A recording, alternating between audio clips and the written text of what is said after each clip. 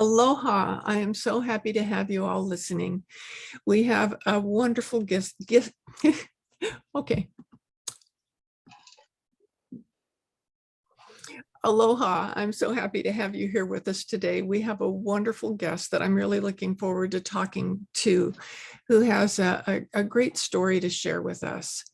And he has has a wonderful son named Christian. And he's going to tell us about him and his journey, and we'll talk about that. So welcome, Chris. I'm glad you're here. Can you tell us a little bit about you? And yeah, sure. Thanks, Emily. Thanks for having me. I appreciate it, and always love the opportunity to talk about my son Christian. It's the easiest thing that I can talk about, believe it or not, even under difficult circumstances, because I know the story so well.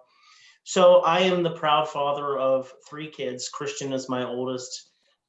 He would be 23 right now. My daughter, who's 22, Kate, my son Nicholas, and I have a beautiful wife named Danielle, who I've been married to for some time now. We've been dating since high school, actually, since we were in 10th grade. So we've had a beautiful life, and it's as perfect can get. And so my son Christian was diagnosed August 26th of 2020 with a rare cancer. Cancer is called cholangiocarcinoma. In other words, it's called bile duct cancer.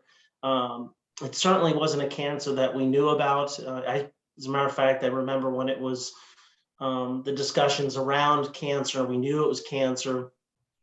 I didn't even know how to spell that word. So obviously we knew that was the worst. There were, 5 different options. We were hoping that was not it. Unfortunately, it was that.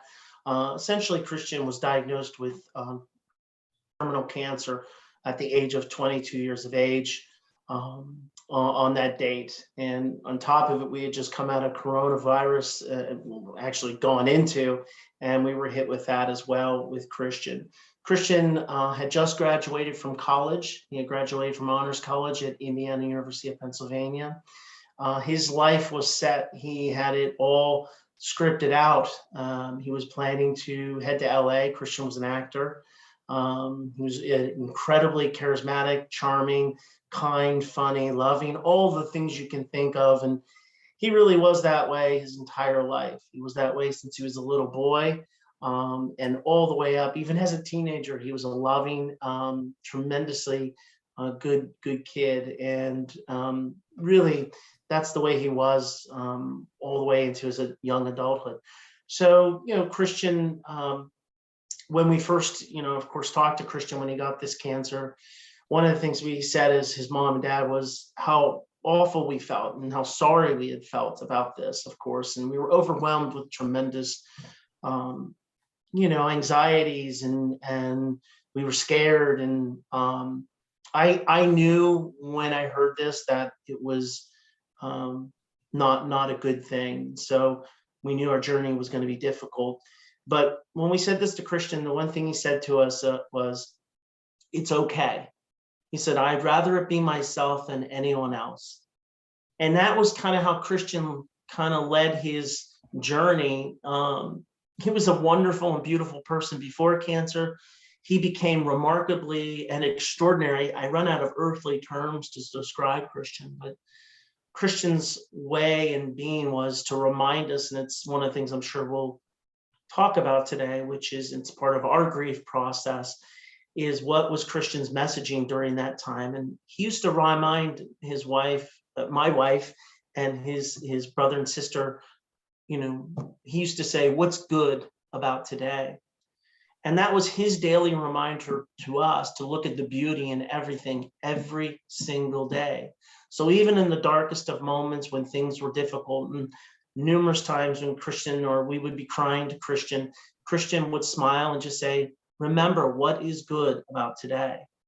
And so that's the messaging that we've kind of carried on in our process. But Christian taught us really how we should lead our lives. And that's kind of where it's only been 7 months since Christian passed away. He passed away September 1st of 2021.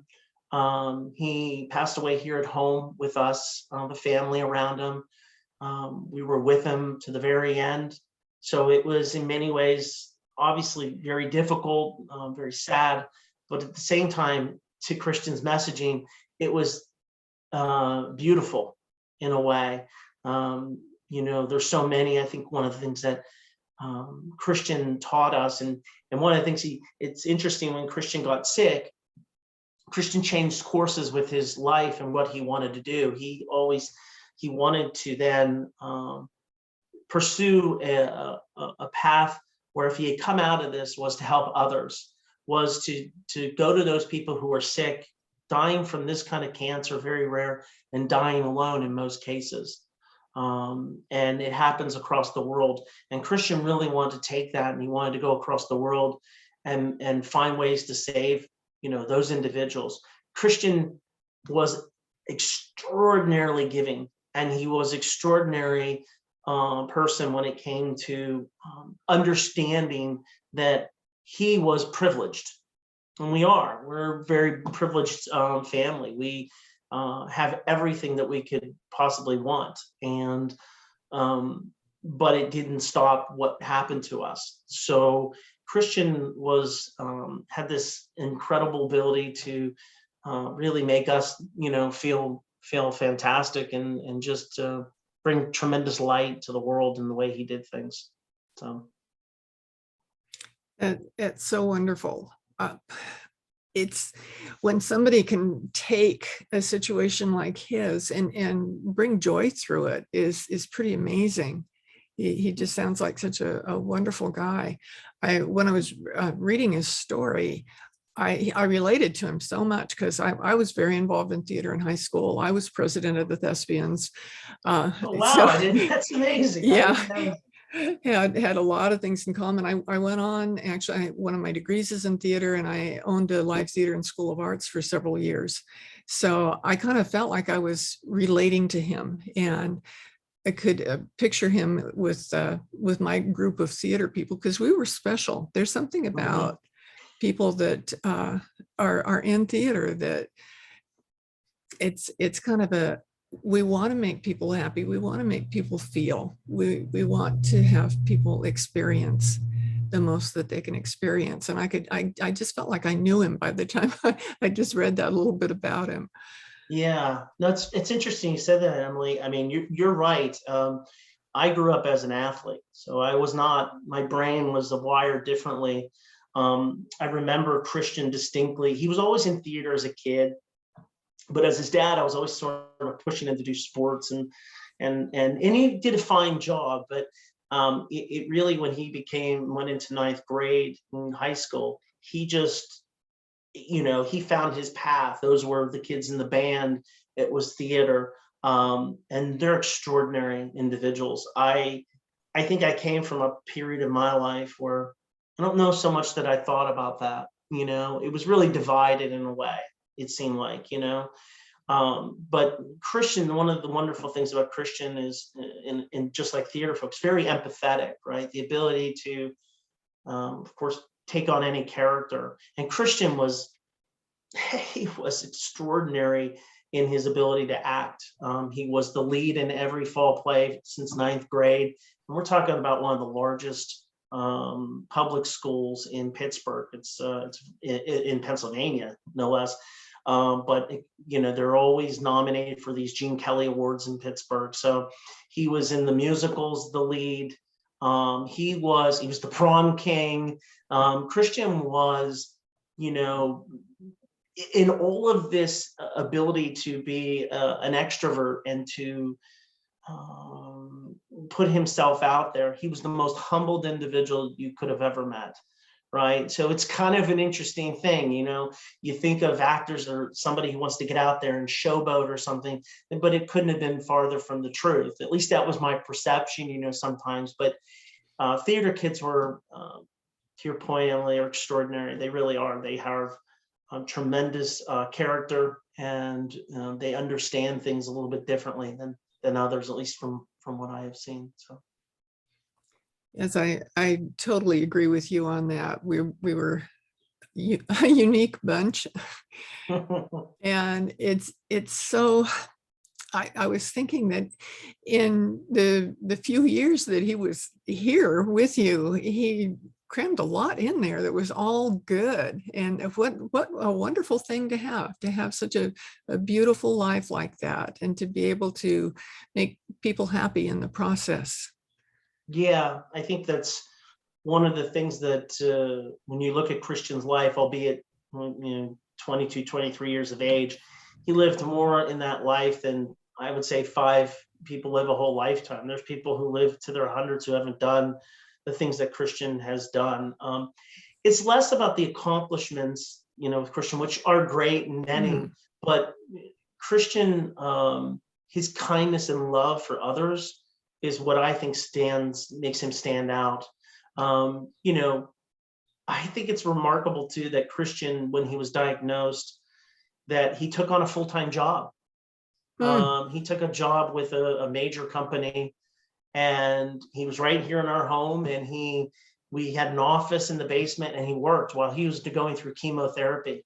He would ask me, and he would say, Dad, why am I doing this? Why should I do this? But I think I'm probably not going to be here next year. I said, Christian, we don't know that, right? We always have to think forward. We have to think positively. Where are we going? You never know. You take these opportunities. Now, eventually he did for 6 months, and it was obviously too much. His body was not able to continue it. But I just think it's an amazing testament to really his character to want to keep pushing forward. And that's the way he was up to his last breath. Not one time, Emily, I'll tell you, Christian, not one time did he complain. Not once. He had every right to complain. I know I would have complained. I'm sure I would have complained a million times. The why is me? How could this happen to me? Not one time.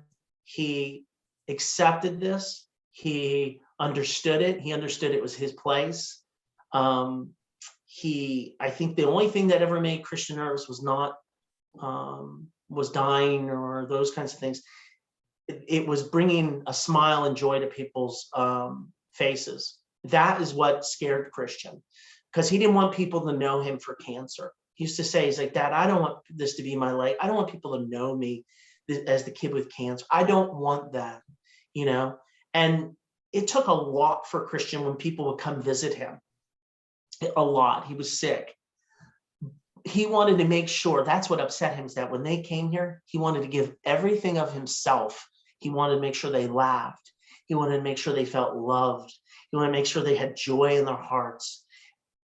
And that's what he would do. If someone came, I could see it. He would switch on. It's the actor in him. He could just become that individual. But it was so important to him that he made sure anyone who came and saw him had joy in their heart. And that's what, I think is his mom and dad, and we deal with grief, and we hang on to, because we really want to make sure there's good in what has happened. And we're seeing it every day. I mean, I'm amazed at all that has happened around Christian's name and the things that are happening, certainly around Pittsburgh and so many different things. That's so wonderful. And I'd like for you to tell us about some of those. I was thinking in particular, the two things, the fountains and the scholarship. Yeah. So, again, it's only been 7 months. So I think many of these things, Emily, take on a life of their own. One of the things that Christian explained to us before he passed away, this is the blessings that we were given. It's the difficulties, the burdens as a family that we took on. But it's also the blessings, right? Because I think of families, and I'm sure you've spoken to them, where they've lost a child and loved one to maybe a car crash or a suicide, and I think of those things as they're extraordinarily difficult to comprehend. I lost my son. I lost my best friend. He is my best friend. He was my wife's best friend. He was my kid's best friend. He was the great communicator of the family. And he was able to bring all of us and help us go off the beaten path and bring us together. But, I think when you look at the things that we're doing in his name, he told us, he wanted to give back to the school. And that was the theater program. And so we did. We set up a scholarship program. We have what's called the Christian Cochran Legacy Fund, which is actually through the Pittsburgh Foundation. The Pittsburgh Foundation has been around, oh my goodness, a long time, many decades, and well known. And so we, in partnership with them, we have something that gives back to the theater program for whether it's fall play and spring musical here at the high school. So it's for a scholarship. And in Christian true fashion, it's not based on GPA. It is not based on any of those things. A lot of times you see these things like, well, you have to have a 3.0, or that is not how Christian wanted this to be. Christian wanted to be someone who was doing good or cared about people. And so we want to make sure those who are submitting against a scholarship, which is actually happening right now, they'll submit to us and we'll review all those essays, videos, references that we can verify that, hey, they are on a mission of good and love and doing good things for people. So I think we're looking forward to that as a family. I think that'll help us as well to see that this is continuing. We've been blessed that when we put that scholarship, someone came back and matched it for 5 years. So, and we'll do more. Somebody who didn't even really know Christian. So the fountain is a wonderful thing. We're members of a Polish church in Pittsburgh. It's one of the oldest churches. I think it's the second oldest, but still pretty old. I think it's 130 years old, a Polish church. And it's right in the heart of Pittsburgh, a place called the Strip District. That's kind of where the hub of everything happens in Pittsburgh, the markets and from the bars to the whatever. It's kind of a mix of good and bad, right? You've got this church in the middle of so much happening in the city. And next to the church is this large, beautiful looks very Italian rectory, but there's a huge green space in front, and they allocated that space. They wanted to create this space for Christian. And they feel his message, and it's going to be called the What's Good About Today waterscape and fountain. It's a place of peace and beauty. It will have, I think, 6 different boulders around, water coming through it, pouring through. You'll hear it. It's peaceful. There'll be a walkway with a beautiful statue of an angel. There'll be a bench where you can sit. And there'll also be, a very large sign of Christian's, his face and picture and his story, and talking about what's good about today and that messaging, and making sure that everyone knows, yes, it's in front of a church. We're very, obviously, we're good Catholics and all that, but the messaging is not about that. It is about the inclusiveness that Christian had. It was about the fact that Christian wants to pull you into his embrace, and understanding that when you read this and you come there for peace, that you can look in the beauty in the day. And that for us is so important, that yes, it's Christian's legacy, but it was the messaging to make sure we're changing things. We always felt like Christian, I always said, and I would tell you, a lot of people always said that Christian was going to be famous. He really was. He had it. He had this thing that you can't even describe sometimes. He was a great humorist. He could make jokes of things, but not do it in an offensive way. He could do it in a way that could just draw you into him. And so I just didn't know his path. This was his path. I always thought, when I went to the movies one day, I was going to see Christian, and that was where he was going to be. And I had no doubt in my mind, just because of how he was able to do things. That's obviously not the path. We think probably this path is going to go down where, more and more people get to know Christian, know his story, and know what he stood for, and change minds, and to get people to really affect change in how they go about their day. And some of that may be, obviously coming back into faith and to, understanding their place. And so I think that's what we're focused on going forward. But that's just a few of the things, there's so many things 6 months out that we hear about, or a lot of times folks will come to us and say, hey, we would like to do a huge program based on what's good about today. I think somebody's looking in August for daffodils. They're going to probably be daffodils everywhere we can see, because Christian loved yellow daffodils.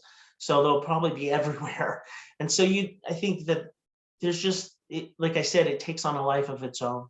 So, the church and the waterscape, that was something that the church wanted to do, and it just kind of blossomed from there. The scholarship we knew we had to do, because Christian really pushed us and he gave us directions and how to follow it, and how to give back. And I know we're going to be doing more things probably around the homeless. I know Christian cared about that quite a bit, and I've received stories from people about Christian's what he did around that I honestly I had no idea. I had interesting story. His ex-girlfriend from high school, a wonderful girl. She had sent us a long letter, but one of the things she talked about was when she would go out to dinner with Christian, and they would go into the city or something special, and and there would be homeless. There's homeless, in most cities. She readily admitted she'd turn the other way and go, we gotta move out of here, like a lot of people do, right? Or don't say anything, just move the other way. Christian would turn and go right towards them. So Christian would go to them, he would sit with them. And in most cases, if not all cases, I was told, is that he would come back with an empty wallet, because they would ask for money and Christian would give it to them. And she says, I would always ask him, why do you keep giving them money? And he said, because they asked for it. And she said, he says, because they need it. They wouldn't ask me if they didn't need it.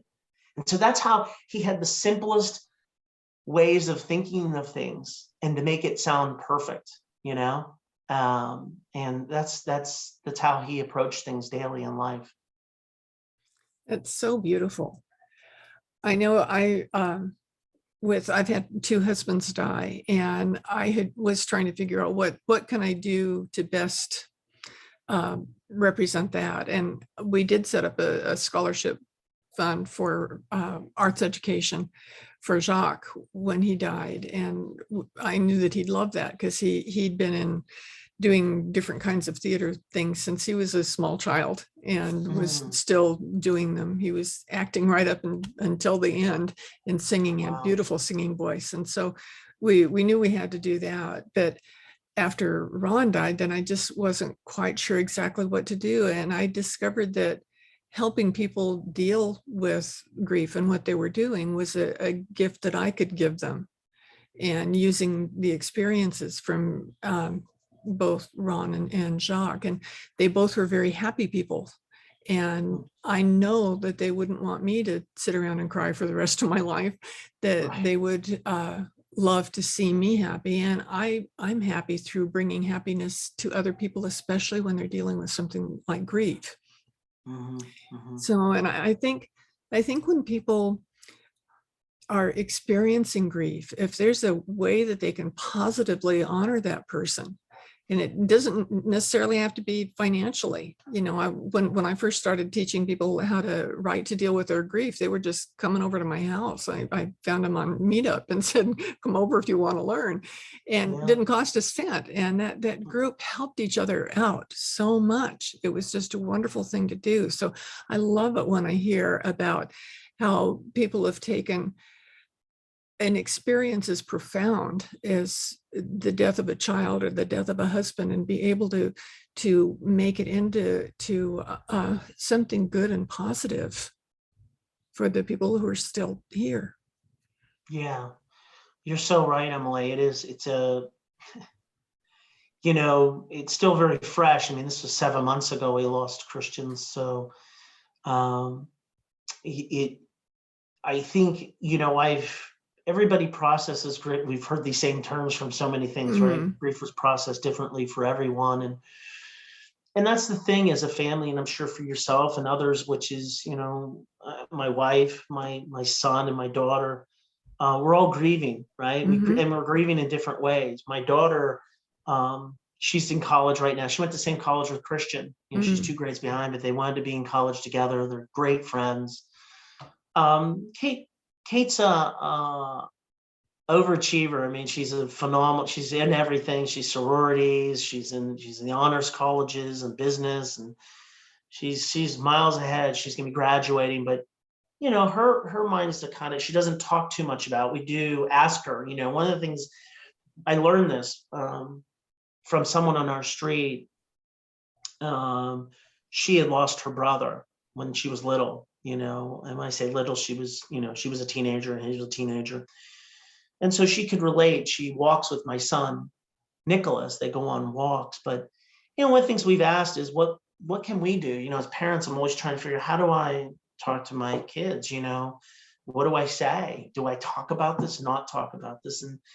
And they said, well, I would have, if I look back on it, I wish my parents would just asked how I was doing. They don't, and that's, one of the things we've kind of, Danielle and I do is, we say, how are you doing? How are you?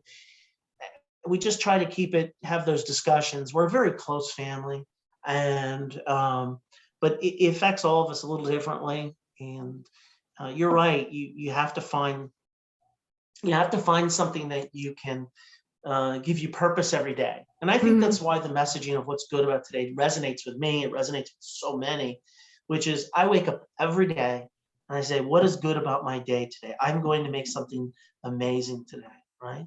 So talking to you, this is what's good about today, And so I focus on today. I don't worry so much about tomorrow. Tomorrow's going to come. I'm not guaranteed tomorrow, let alone today. And so if I focus on that, that enables me to move in the right direction, all of us to move in the right direction. That's so true. And one thing that you're doing that I recommend to people all the time is to say the person's name and talk about them. Because so many times people are afraid to talk to you because they're afraid of how you're going to respond. And if you can say something positive about what you're doing with all the things that you're doing with Christian, it opens a pathway for communication so that you really can support each other and share and soften the intensity of what's happening. Yeah, I think that's a very good point. I think that's always a struggle. I think it's a struggle, at least right now, during this process, is the communication piece. I think that you're right. There are, it's interesting. Communication comes from the least expected places. The places where I thought we would have gotten it, we don't get, right? And I'm not sure why that's the case. I'm not sure if it's just people are scared. I know people care. I'm sure they don't know what to say or how to say it. And in many cases, they're poorly communicated. They don't say the right things. It's a little of this, again, if I'm being logical, it's damned if you do and damned if you don't, right? You don't say anything, but then there's people who say things and they say the worst things, or they don't know how to say it properly, and that's not just friends, that's even family. It's, I think unless someone has gone through this, as you and I have gone through, and others that listen to your podcast, they have no real idea of the depths of that pain, right? I've lost my parents. A lot of people have lost their parents. One of the consistent things about all our life is grief, right? We all experience grief one way or the other. But I think the challenge becomes for those who have not experienced the depth of grief, right? Losing my parents, yeah, I was sad. I was close to my parents. They're in their 80s, and they lived a great life. I mean, they had to go. We all got to go, right? But they lived a great life, and I'm joyful. So I think. But when we lose our kids, it just takes so much out of you, because it's not of course, the natural order of life. And a lot of the dreams we have with them just kind of goes away in a sense, right? But you're right. We do say Christian's name all the time. We talk to him most of the time in the present tense. I think I really don't talk about a Christian from past. I talk about Christian as if he's here. So I think that's how I always will be. Probably, if I'm lucky enough to live another 30 years or so, then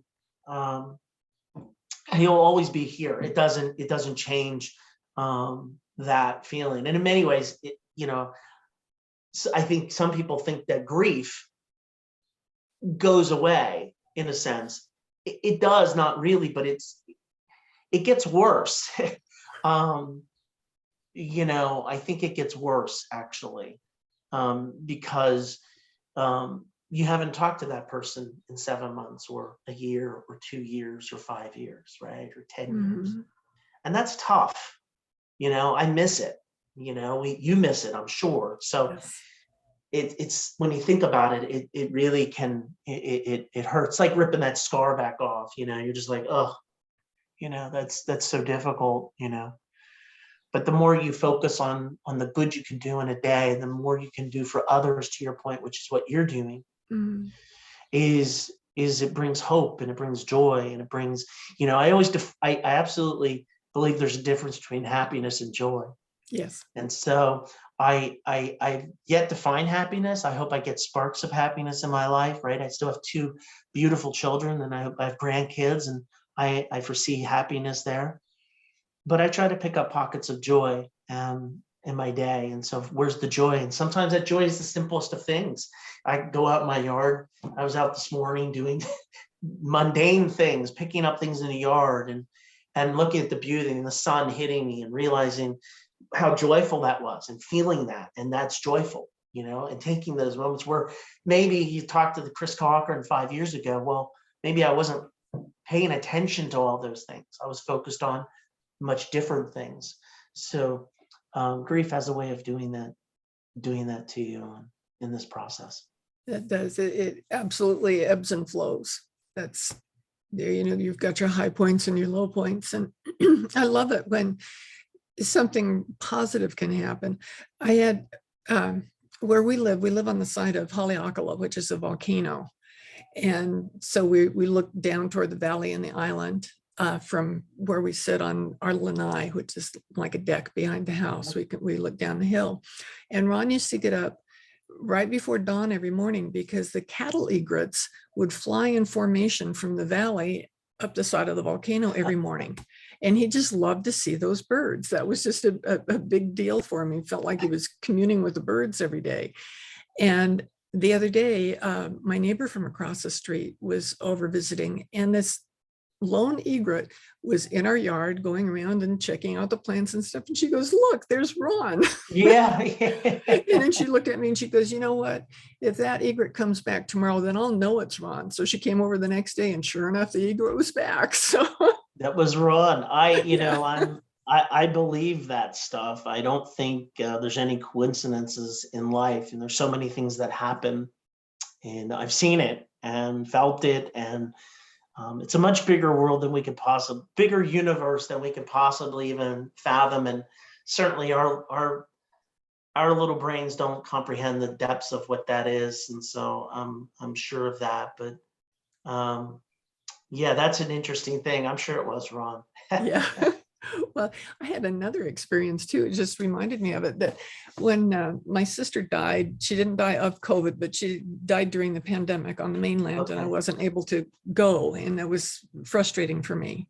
Yeah. And I remembered when we had the ash scattering service for Ron here on the island, that the people that showed up, it was amazing. The doctors came, the gardeners came, all these, because we didn't know that many people. We came over here because he'd lived here before, and before I knew him, and he really wanted to spend his last days here. So we came over, and he lived for 2 years, and I spent all my time with him. So I wasn't really getting to know that many people. So the people that I did know were the doctors and the gardeners and the neighbors Right. and our insurance Right. man, those kind of people. They showed up, and they all showed up with a grocery bag full of flowers that they picked in their yard. Hmm. And when we got in the canoes to paddle out into the ocean to release the ashes, we put the flowers with them, and it was so gorgeous. So I thought, when my sister died, I thought, I have to do something. So I picked a lot of flowers from my yard, put them in a paper bag, called a friend and asked for him to drive, because I just wasn't ready to drive right at that point. And we went out real early in the morning. Nobody else was around the beach at all, and released him. And I was just standing there and looking out at the ocean and seeing the flowers fly or flowers flow. And Mhm. he came and tapped me on my shoulder and pointed down, and I looked down and there was a butterfly sitting on my toe. And it sat there for the longest time. I was able to actually take a picture of it because Wow. it stayed that long. And it reminded me of when we would set out on our lanai, we always had butterflies and they would come and sit on Ron. I've never seen butterflies go up and sit on people when there are all sorts of plants and things around that they could sit on, but they would come and sit on him. So at that moment, I thought, Well, Emily, it's an interesting thing. It's funny you mentioned butterflies. I believe butterflies have a connection to the afterworld. I believe that, and it came true. It happened after my mom had passed away, similar to what you just described. But here in Pittsburgh, there's no butterflies. I live in North Pittsburgh. You don't see butterflies. I'll be honest, I haven't seen a butterfly here. I don't know. I mean, I can't even recall a time I saw a butterfly, right? I know in the summertime I see moths or things, but I don't see beautiful butterflies. Well, 3 days after Christian had passed away, I went down to the mailbox. I walked down in front of my house. I walked down the hill, and the mail person, she's coming down, and she loved Christian. She said she has a bow in her. She's still right now. She drives today, has a big bow in her mailbox. It's green. And to remember Christian, she loved Christian. No one talks to me. I'm the mail person. I come down. No one will acknowledge me, and but he's the one who would come down, say hello to me, talk to me, get to know me. So she said, I love that boy. I just think he's amazing. So long and short, as I go down and she hands me the mail, which she normally put in the mailbox, and she reaches to hand it to me. This beautiful blue butterfly, huge. ooh, I've sort of looked up. There's like one thing in Pennsylvania, blue butterflies. Came down, so I'm grabbing the mail, landed right here on my hand, right here. And it sat there, and its wings are wow. going like this. And I looked at the mail carrier and I said, are you seeing what I'm seeing? Because I may be imagining this, because I'm going to ask you about this later on, because I may just be a dream. I don't know if she goes, no, I'm watching what's happening. And I'm like, it was beautiful. It was the biggest blue butterfly you'd ever seen. I've Wow. never seen a blue butterfly. I've been here for 22 years, never seen any butterfly of that nature. Anyway, it was there for probably 5 seconds, then flew off in the trees and disappeared. And so I always, even before that, thought about butterflies. And I think there's absolutely reasons for the butterflies. They kind of come into everyone's life shortly afterwards. So I think it's to reassure us that things are okay and that our loved ones are safe, and they're in good places. So we're all interconnected in some capacity. So it's an Wow. interesting story, though. Sounds beautiful. Was it beautiful? Sounds beautiful, though. I can envision, the boats and the flowers, and it sounds really beautiful, for sure. Yeah, I love nature and the celebrations and however you can do that. Well, yeah, that's the way Christian loved nature too, and that's this. The garden and the fountain is in nature. Mm, That's how Christian was. It's peaceful. And we're actually doing a nature hike trail in September 10th, which it's going to be the What's Good About Today oh, trail walk, cool. which will be a 3K trail walk, and through giving peace through the walking through the woods, and that Mm, as well. So there's I believe in that as well, for sure. that is so beautiful. I'm so glad we had this opportunity to talk today. I feel good for having shared this time Good. with you. And I'm very grateful that we happen to connect. And I'm sure that this is going to bring some smiles and some peace to the people that listen to this podcast. So I'm grateful for that. Thank you so much. Thank you, and I'm grateful for the opportunity. And I'd always encourage anyone who mention, it's christiancochran.org. It's a place where you can read stories about Christian. You can see the good in the day, and so it's a great place to really ground yourself and see the beauty in all things. It is beautiful. And in the show notes for our podcast today, we'll have links to that so you can easily get to it. Great. And I highly recommend it. So Well, thank you. Thank you for listening to the podcast today, and I'll be happy to see you back next week.